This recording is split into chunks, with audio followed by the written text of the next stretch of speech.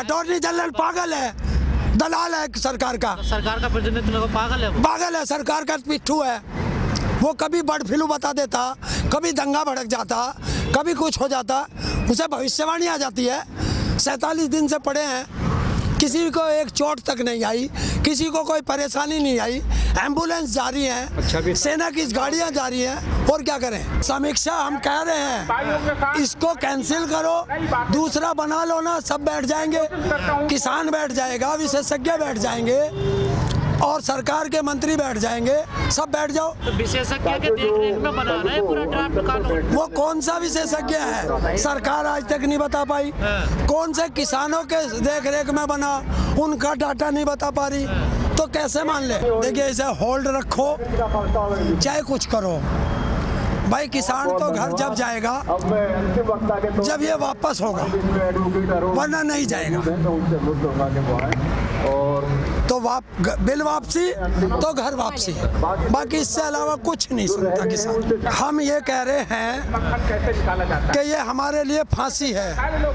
अगर असीमित भंडारण की स्थिति रहेगी देश में, और एक आदमी ने जो पैसे वाला है उसने सारा भंडारण कर लिया, सरकार का नियंत्रण नहीं है, तो वो कैसे करेगी। जब से ये सरकार आई है, ये किसी को आतंकवादी बताती है, किसी को खालिस्तानी बताती है, टुकड़े टुकड़े गैंग कहती है, कम्युनिस्ट कहती है। भाई ये पहले डिसाइड कर ले कि हम हैं क्या। ये काले अंग्रेज हैं, हमने इनको सरकार चलाने के लिए दिया था, फांसी लगाने के लिए नहीं दिया था। आज लोकतंत्र तो है ही नहीं, तानाशाही है। देश का कम से कम 30 से 40 लाख किसान सड़कों पे पड़ा है, और प्रधानमंत्री देख नहीं रहा। क्या है ये, तानाशाह है।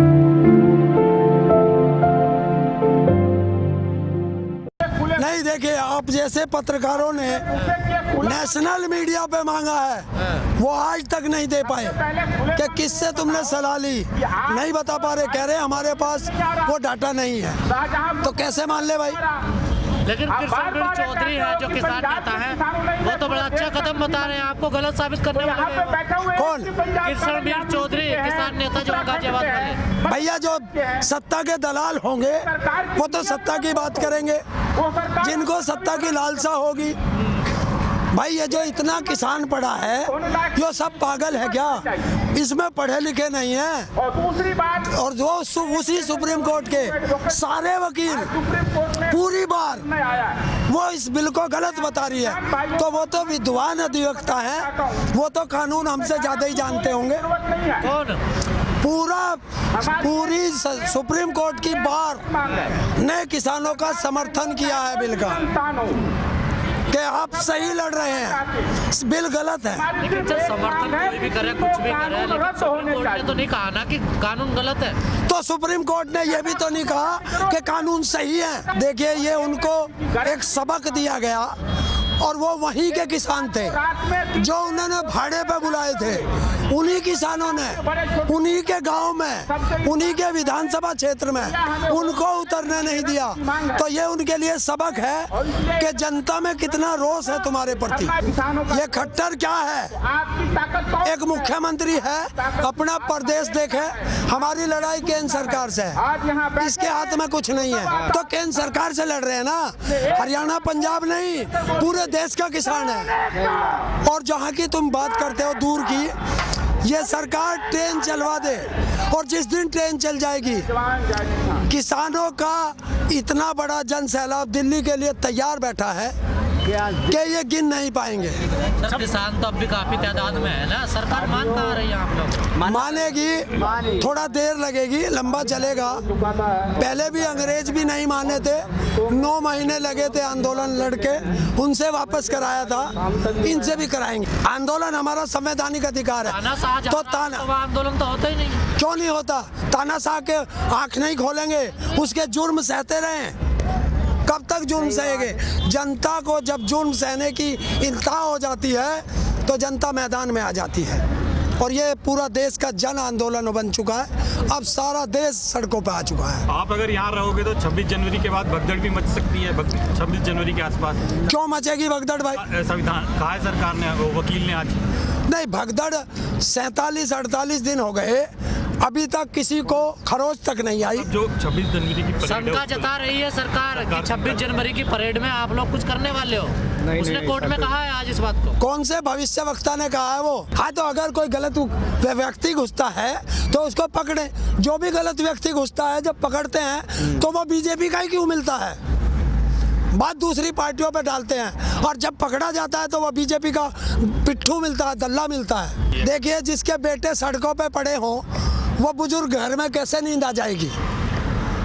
तो देखिए, अभी तो बच्चे आए हैं, बुजुर्ग आए हैं, जवान आए हैं। अगर सरकार का यही रवैया रहा तो हमारी पत्नियां भी आ जाएंगी और हमारे पशु भी आ जाएंगे और हमारी माता बहनें भी आ जाएंगी।